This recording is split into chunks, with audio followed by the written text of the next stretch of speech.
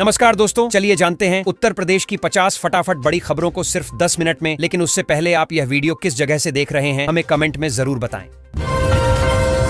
रबी season में लगभग 20 लाख किसान आधुनिक खेती सरकारी योजनाओं और नई तकनीकों में ट्रेनिंग ले रहे हैं। ग्राम पंचायत स्तर पर प्रशिक्षण सत्र आयोजित किए जा रहे हैं। किसानों को सिंचाई, फसल सुरक्षा और बाजार तक पहुंच बढ़ाने के तरीके बताकर उनकी आय बढ़ाने पर जोर दिया जा रहा है। सोनभद्रा में नव्या योजना के तहत लड़कियों के लिए वोकेशनल ट्रेनिंग प्रोग्राम लॉन्च किया गया। इस पहल का उद्देश्य महिलाओं को आत्मनिर्भर बनाना और रोजगार के अवसर प्रदान करना है। प्रोग्राम में तकनीकी कम्युनिकेशन और एंटरप्रेन्योरशिप ट्रेनिंग दी जाएगी ताकि युवा लड़कियां आर्थिक रूप से सशक्त बन सकें। होम स्टे और बेड एंड ब्रेकफास्ट स्कीम के माध्यम से टूरिज्म को बढ़ावा दिया जा रहा है। ग्रामीणों को रोजगार और आय के नए स्रोत मिलेंगे। पर्यटकों को स्थानीय संस्कृति और अनुभव मिलेगा। 2025-26 में योजना को पूरे राज्य में विस्तार देने की तैयारी है। यह ग्रामीण पर्यटन और आर्थिक विकास को मजबूत करेगा। फैमिली आईडी से 100% वेलफेयर स्कीम एक्सेस शुरू हुआ। कुल 98 केंद्रीय और राज्य योजनाएं फैमिली आईडी से लिंक हैं। इसका उद्देश्य सभी पात्र लोगों तक योजनाओं को सीधे और आसान तरीके से पहुंचाना है। प्रशासनिक प्रक्रिया तेज और पारदर्शी हुई है। नागरिक अब सुविधाजनक और भरोसेमंद तरीके से लाभ ले सकेंगे।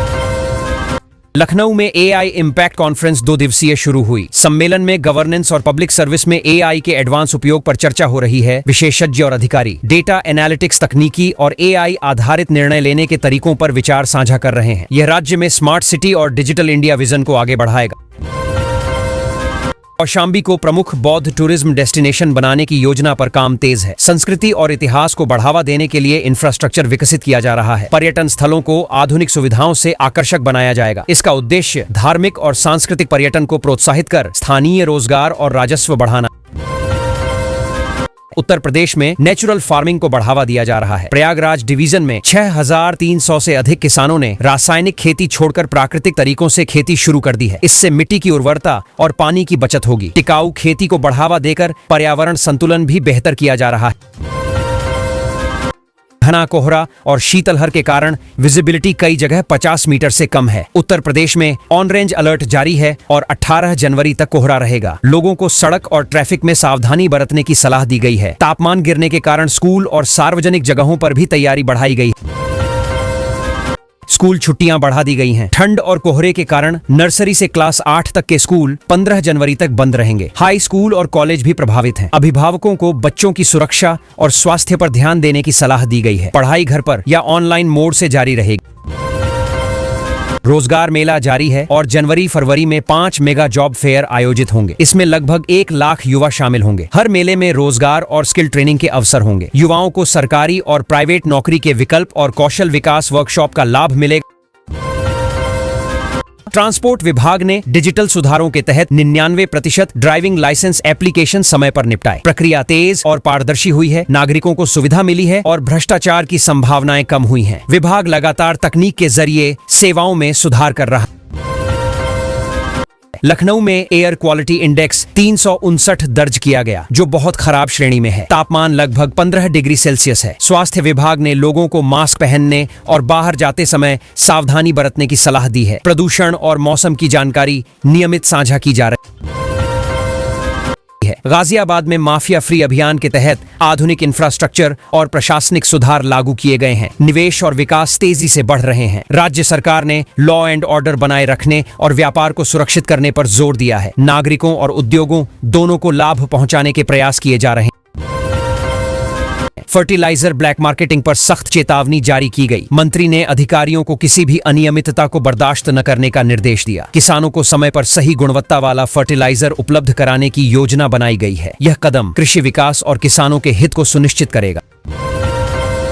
सेंट्रल जोनल काउंसिल मीटिंग में प्रधानमंत्री की टीम इंडिया विजन को आगे बढ़ाने पर चर्चा हुई। राज्यों और केंद्र सरकार के अधिकारियों ने निवेश, इंफ्रास्ट्रक्चर और ग्रामीण विकास पर फोकस किया। प्रमुख योजनाओं की समीक्षा की गई और नई पहल के लिए रणनीति बनाई गई, जिससे विकास और रोजगार दोनों को गति मिली।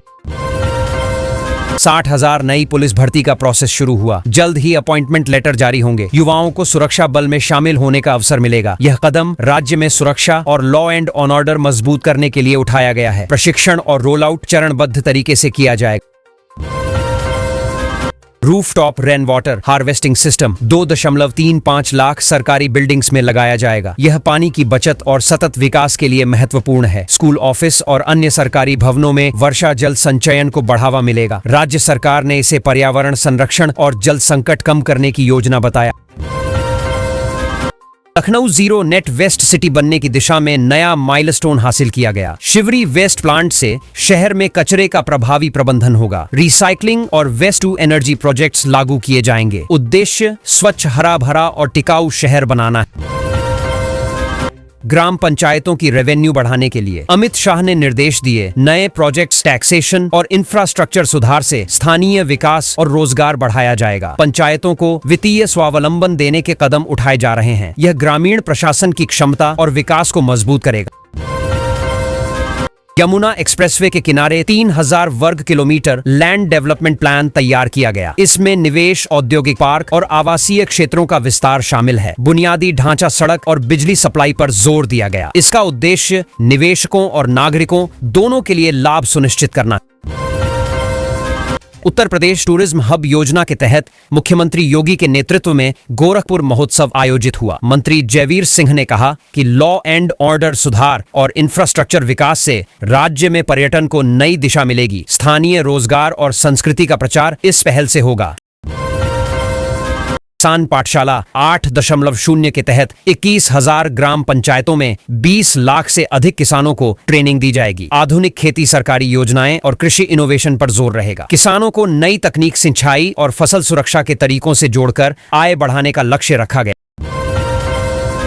Uttar Pradesh skill development mission के स्टेट लेवल कंपटीशन में युवाओं को रोजगार योग्य बनाने के लिए 3 फेज में प्रशिक्षण दिया जाएगा। 20 अलग अलग स्किल कैटेगरी में 1651 प्रतिभागी भाग ले रहे हैं। मुख्यमंत्री योगी ने इसे युवाओं का भविष्य संवारने और राज्य में स्किल्ड वर्कफोर्स बनाने वाला कदम बताया। रोजगार मेला योजना के तहत जनवरी-फरवरी में 5 मेगा जॉब फेयर आयोजित होंगे। इसमें लगभग 1 लाख युवा शामिल होंगे। नौकरी के अवसरों के साथ स्किल ट्रेनिंग भी मिलेगी। सरकारी और प्राइवेट जॉब विकल्प दिए जाएंगे। युवाओं को कौशल सुधारने के लिए वर्कशॉप और सेमिनार का भी लाभ मिलेगा। SIR वोटर लिस्ट 2026 का ड्राफ्ट उत्तर प्रदेश में जारी कर दिया गया है। इसमें लगभग 2.8 से 3 करोड़ नाम हटाए गए हैं, जिनमें मृतक, माइग्रेशन और डुप्लीकेट वोटर शामिल हैं। 6 जनवरी से 6 फरवरी तक दावा और आपत्ति दर्ज की जा सकेगी। विपक्ष इसे लोकतंत्र से जोड़कर सवाल उठा रहा है।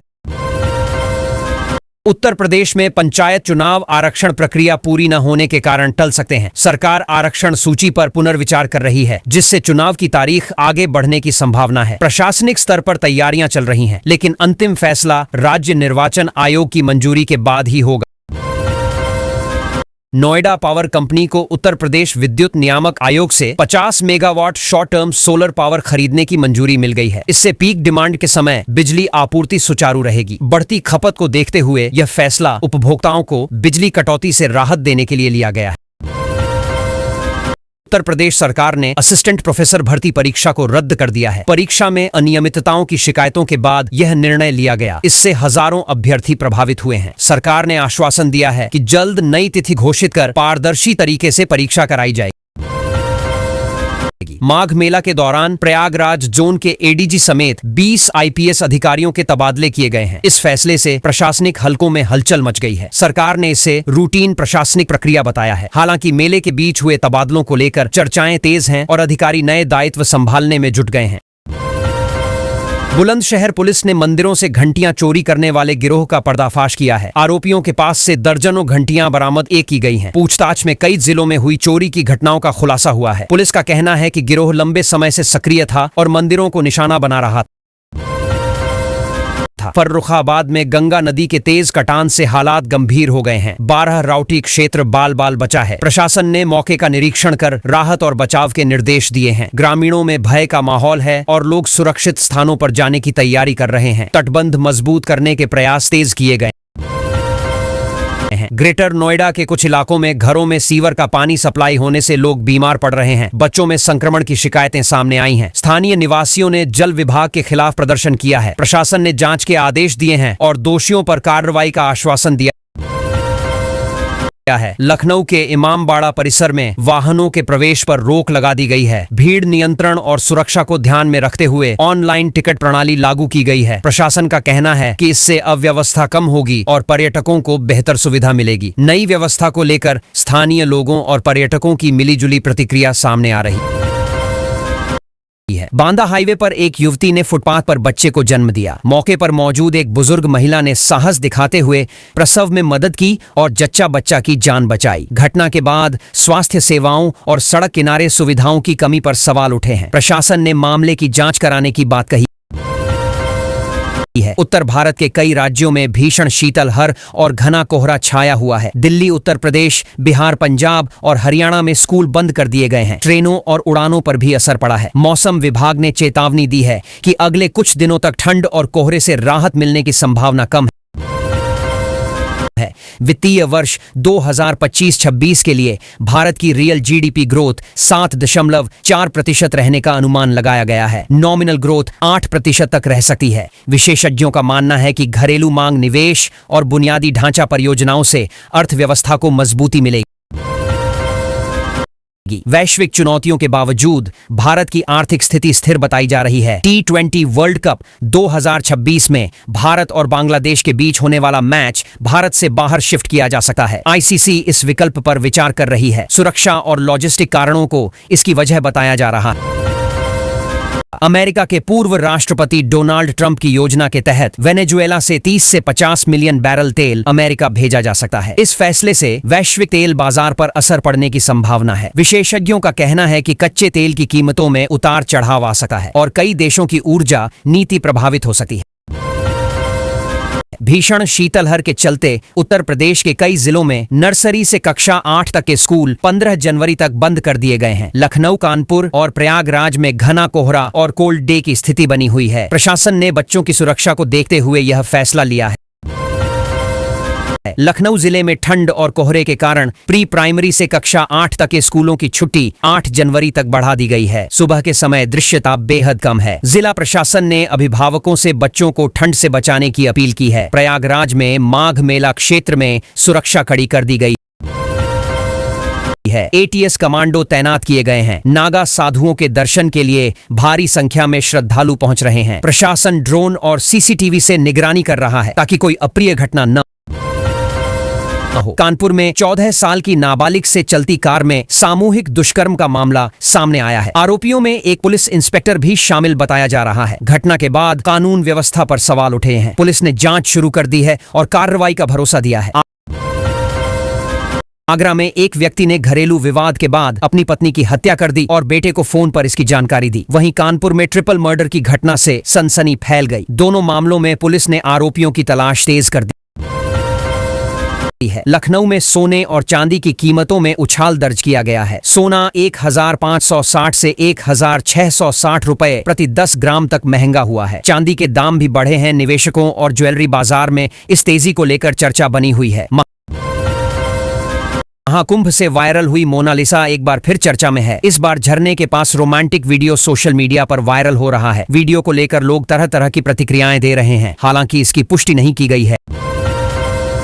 जनगणना 2027 का पहला चरण अप्रैल से सितंबर 2026 तक चलेगा, जिसे हाउस लिस्टिंग फेज कहा जाएगा। इस दौरान देश भर में घरों, परिवारों और बुनियादी सुविधाओं से जुड़ा विस्तृत डेटा एकत्र किया जाएगा। प्रक्रिया पूरी तरह डिजिटल होगी। कर्मचारियों को टैबलेट और सॉफ्टवेयर का विशेष प्रशिक्षण दिया जाएगा